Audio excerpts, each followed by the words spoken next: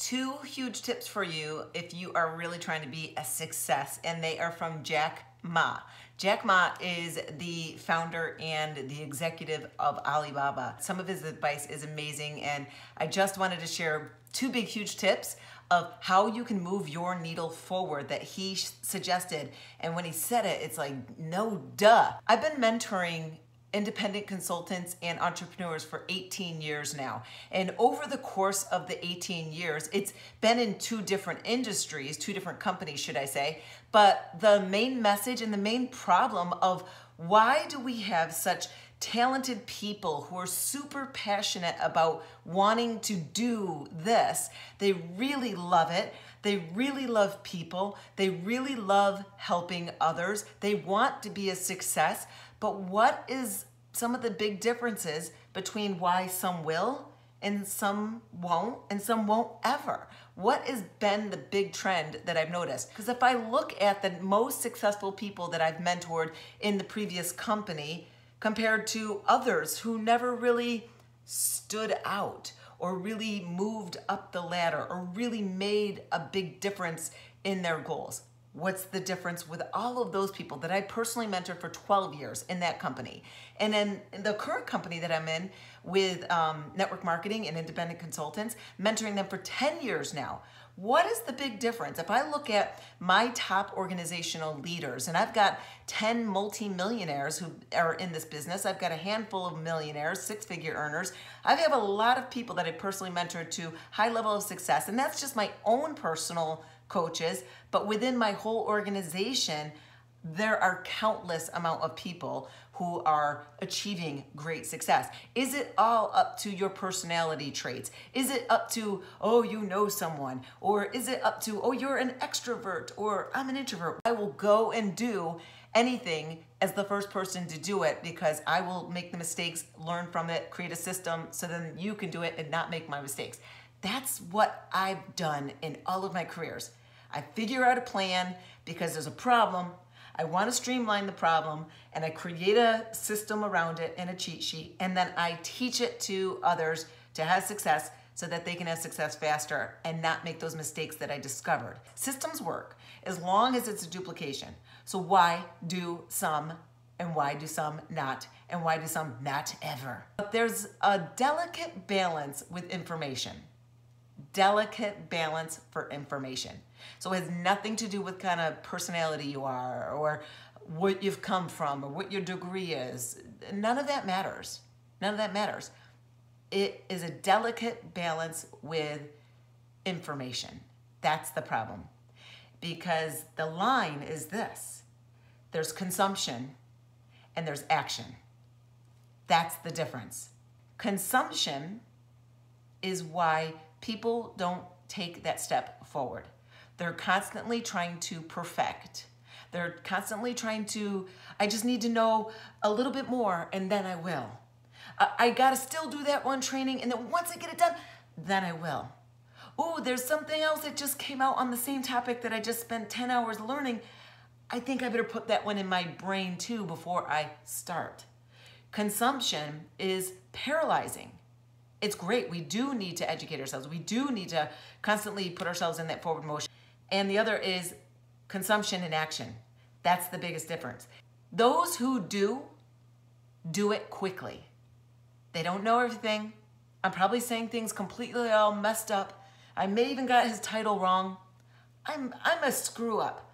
My favorite saying, I said this to my husband one time and he goes, you should write that down, was, I don't know how I'm such a success when I'm such a failure. I fail so bad.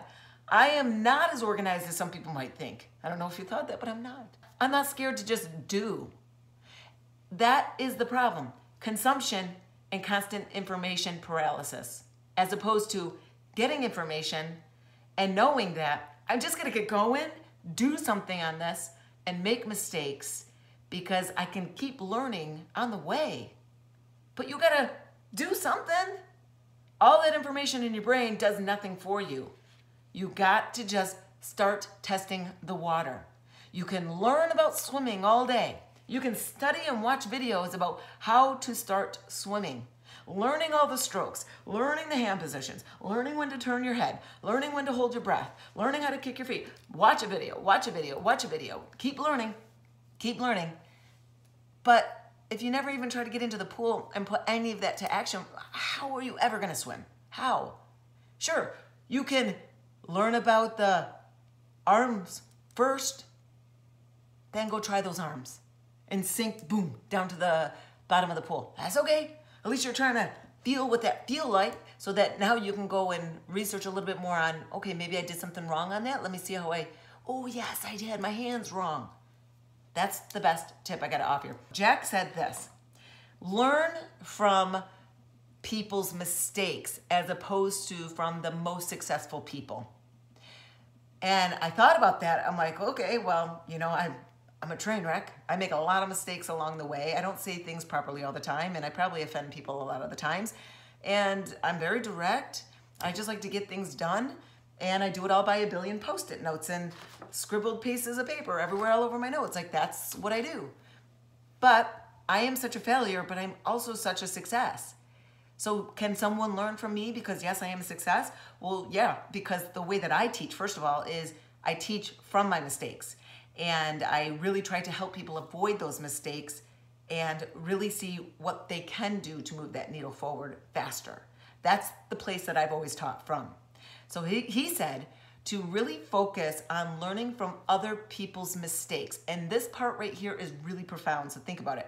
He said, learn from other people's mistakes and not the most successful people, the Bill Gates and the Tony Robbins and all of those. Yes, we do learn from them, but don't make your learning process from them, because here's the big kicker, that if you learn from the novices' mistakes, the mistakes they make that never move them forward, you'll see the pattern of repetition and why they never move forward, because they make the same mistakes over and over again.